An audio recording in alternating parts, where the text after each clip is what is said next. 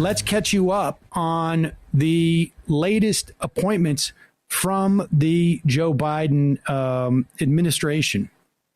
They have announced that now there are two basic entities that provide broad economic advice to the president. One is the Council of Economic Advisors. This is outside the White House. Right.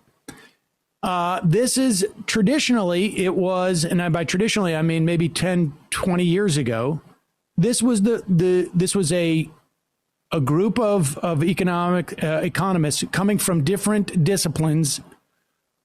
I study wages. I study industrial policy, et cetera, that come together. They also would range in terms of ideological.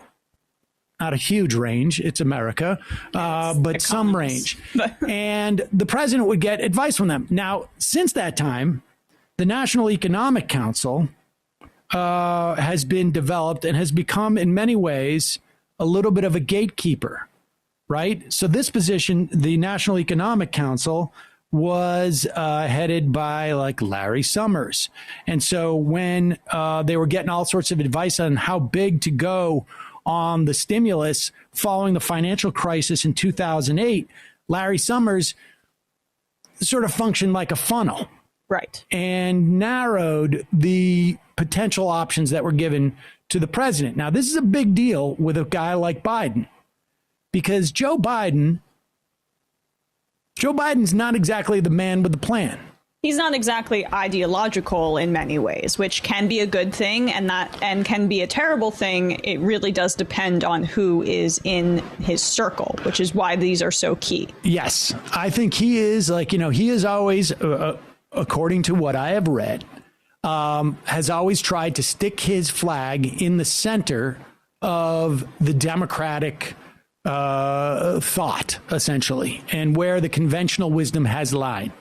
And so the value of opening that, what they call the Overton window, right, which is the sort of like on one side of the ledger, is really important, because as the left margins go further left, the center also drifts left.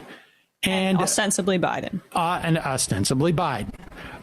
So first, the good news on the Council of Economic Advisors, people who follow this stuff. And I'm thinking, Mike Consul is one of those people. He's a fellow at the Roosevelt Institute. He was involved in Occupy.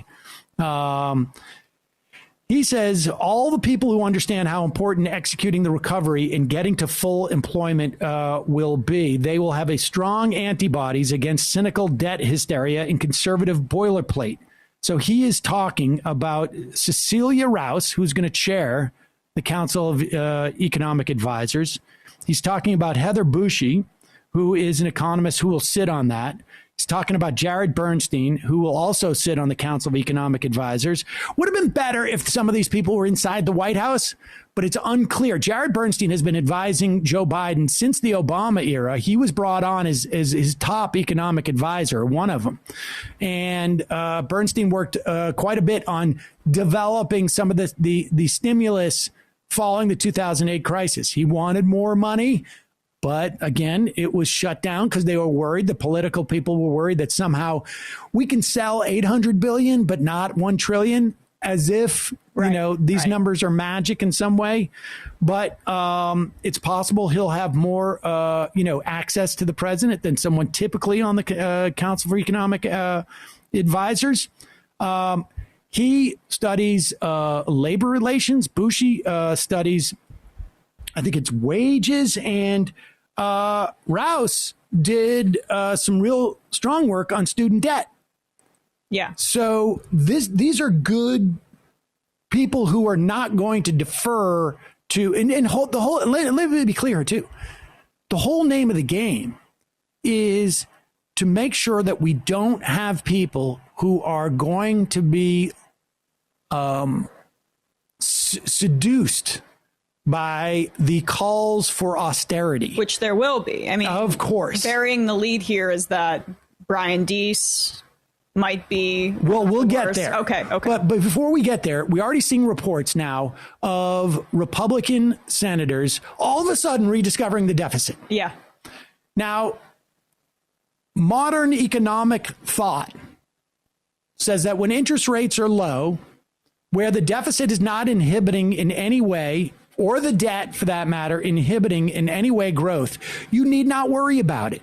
And in fact, modern monetary theory suggests that we can just print money. Deficits are not bad. Right. Deficits and debt held by the government is not bad, because that means on the other side of the ledger, there's more money in the private sector at a time when you need it. Right. And there's fears of inflation, but these fears of inflation, ever since we got off the gold standard, are really something that the Fed can control quite easily, and you can control with tax policy. And the good news about Biden was that Yellen, who was in the past kind of sympathetic to the arguments that you're outlining here, has updated her view to be a bit more progressive in this instance. But then you have Biden also putting BlackRock executives and other well, we're going to get to Deese in a second, because but even more than that, it's the Adeyemo guy, yes, who's going to be right under Yellen and is more pro austerity. That's right. And so all of this is going to be about how can you push off the push, or how can you fight off the push for austerity with an administration that is like, it's like a big sail, essentially. And the question is, which wind is going to be caught in that sail as to where we're going to go with this?